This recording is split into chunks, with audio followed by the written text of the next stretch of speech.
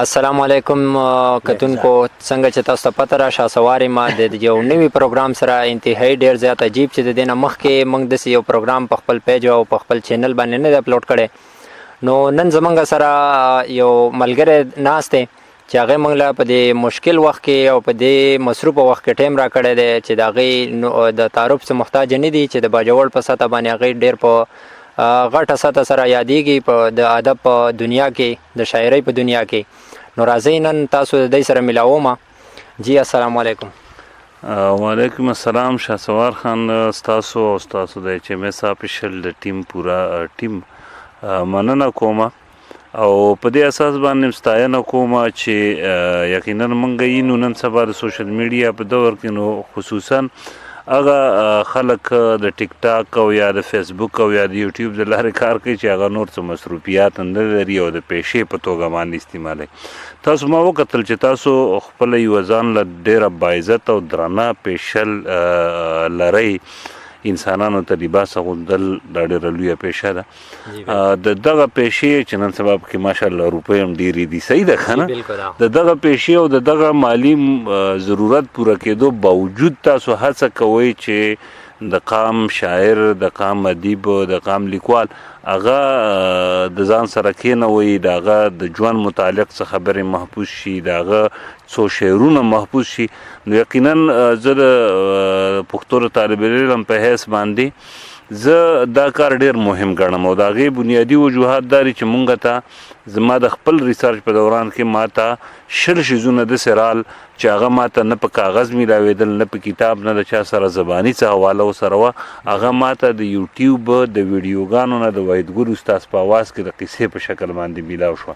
نو تاسو سوچ وکئ چې دا شیزونه د دې نه اندازه ولګوئ چې بیا وروسته به دا څونه په کار باندې راځي. نو یقینا چې تاسو ډېر لوی کار کوئ، زه ستاینه کومه او خوشحاله یم چې ستاسو په شانتې ځوانان وینم چې هغه د پښتو لپاره هڅې کوي. مننه. جی او د دې نه علاوه تاسو خپل نوم او تخلص د خپل ملګرو سره شریک کړئ چې هغې تاسو چې کوم ملګري تاسو نه پیژني چې هغې هم تاسو وپیژني. زما اشنا باجوړی ادبي نوم دی، ملګري مې په دغه نوم باندې پیژني. د ادب په دنیا کې او خواوشا د 20 کالو 22 کالو نه شعر لیکمه، تر اوسه پورې د ادب چڼی یم. دغه نشم ویلی چې ګنې زه شاعر یم، خو به هر حال د شاعرانو پیښې کوم. ماتې ګوډې په مختلفو ادبي تنظیمونو سره تعلق لرم، مختلفې ادبي هلې ځلې کوم په باجوړ کې. نن سبا د پښتو د یو ریډیو چینل سره هم تعلق لرم، هلته نه هم د ادب په حواله باندې کار کوم. نو دغه مې څه لنډه غوندې پیژنګل. جی بالکل. او د دې نه علاوه چې کوم داسې یو ستاسو خپل شعر یا د بل کوم چا کوم داسې ادبي کوم شاعر چې د هغه کوم شعر ستاسو په خپله باندې خوښي یا کوم غزل ستاسو خوښي، نو که هغه زموږ د کتونکو ته وړاندې کړئ نو ستاسو به ډېره مهرباني. زه به ته خپل غزل وړاندې کړم. شاعر خپل شعر یې ډېر خوښي، صحیح ده که؟ زموږ یو ملګری دی، هغه ته چا ویلي چې ستاسې د ټولو نه خوښ شاعر څوک دی؟ هغه ورته ویل زما خپل ځان. صحیح ده که نه؟ بهرحال زه به سره څو شعرونه شریک کړم چې هغه چینار قامت نورمخې جانان واواجي، هغه چینار قامت نورمخې جانان واواجي، په خپل ښایست یې راله جوړ کو ایمان واواجي. او زه هم شکي وم چې ته هم په ما پوهه یې خو، زه هم شکي وم چې ته هم په ما پوهه یې خو، زه هم شکي وم چې ته هم په ما پوهه یې خو، نن را بدل دی په یقین کو ګمان واواجي. او وړاندې شعر دی چې یو تکبیر وایي د الله په نوم ترې سر پرې کوي، یو تکبیر وایي د الله په نوم ترې سر پرې کوي، یو تکبیر وایي د الله په نوم ترې سر پرې کوي، بل کلمه درستوي مري مسلمان واواجي. ډېر یو تکبیر وایي د الله په نوم ترې سر پرې کوي، بل کلمه درستوي مري مسلمان واواجي. او پښتونه شاباش مبارک دې شه پښتو دې سر کړه، پښتونه شاباش مبارک دې شه پښتو دې سر کړه، پټې دې وګټو د زوی په تاوان واواجي. پښتونه شاباش مبارک دې شه پښتو دې سر کړه، پټې دې وګټو د زوی په تاوان واواجي. او اخري شعر پیدا کو چې څه خو د شعر وي د ښکلو د برکته ښکلی، څه خو د شعر وي د ښکلو د برکته ښکلی، څه خو د شعر وي د ښکلو د برکته ښکلی، څه خو اشنا نو ستا انداز د بیان واه جی واه جی. ملګرو تاسو د اشنا صاحب خپل غزل واورېدلو، انتهایی ډېر زیات مزیدار او د دې دور سره هم مشابهت لري. نو اشنا صاحب د دې نه علاوه نور کوم داسې ستاسو خوښ شعرونه یا غزلې چې کوم دي هغه به موږ سره شریکوئ؟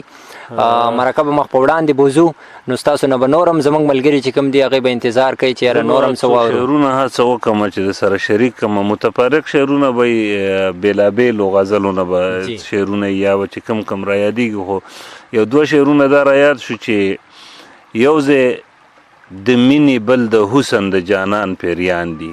یو ځای د حسن، یو ځای د مینې، یو ځای د مینې بل د حسن د جانان پیریان دي. دا یو ځای ښه دي خو دا بل ځای کاپیران پیریان دي. جی جی. یو ځای د حسن بل د مینې د جانان پیریان دي، دا یو ځای ښه دي خو دا بل ځای کاپیران پیریان دي. او د زرو منځ کې سړی مړ کې څوک یې ونه ویني، د زرو منځ کې سړی مړ کې څوک یې ونه ویني. جی. زمونږ په منځ کې ځینې انسانان پیریان دي، زمونږ په منځ کې ځینې انسانان واقع چې پیریان دي. او یو دوه شعرونه نور چې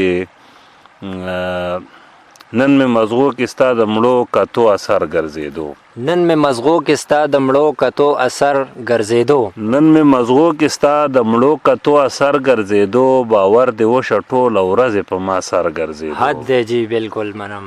نن مې مزغو کې ستا د مړو کتو اثر ګرځېدو، باور دې وشه ټوله ورځې په ما سر ګرځېدو. او هغه سړي به چې بچوله ټوک ډوډۍ ګټله، هغه سړي به چې بچوله ټوک ډوډۍ ګټله، هغه سړي به چې بچوله ټوک ډوډۍ ګټله، هغه سړی به ځان لار وخت نهر ګرځېدو. جی یو ځل بیا دغه شعر ډالۍ کې تاسو. هغه سړي به چې بچوله ټوک ډوډۍ ګټله، هغه سړی به ځان له هر وخت نهر ګرځېدو. جی بالکل. او څه شعرونه به راته نور کرایات شي چې ملګرو یو سړی مې له نظره نه وځي، ملګرو یو سړی مې له نظره نه وځي، هغه لکه د درد مې د پرهره نه وځي. حد دی بالکل منم جی. او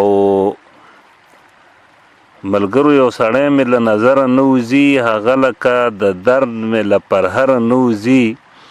او اخیری شعر به ویم نور رانه هیر شو چې هغه خلک په ژوند کې کله هم نه خرابېږي، هغه خلک په ژوند کې کله هم نه خرابېږي، هغه خلک په ژوند کې کله هم نه خرابېږي. اشنا د چا چې خپې د خپل څادره نه وځي. ډېر ښه، ډېر زبردست. ملګرو تاسو د اشنا باجوړي خبرې واورېدې، یقین لرم چې تاسو به د دې ویډیو ډېره زیاته خوښه شوې وي. که تاسو زموږ په چینل او پیج باندې نوي یې نو زموږ چینل ورسره سبسکرایب کړئ، او زموږ د فیسبوک چې کومه پاڼه ده هغه ورسره لایک او فالو کړئ.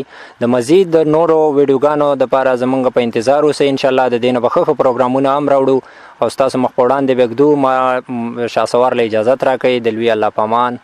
السلام علیکم.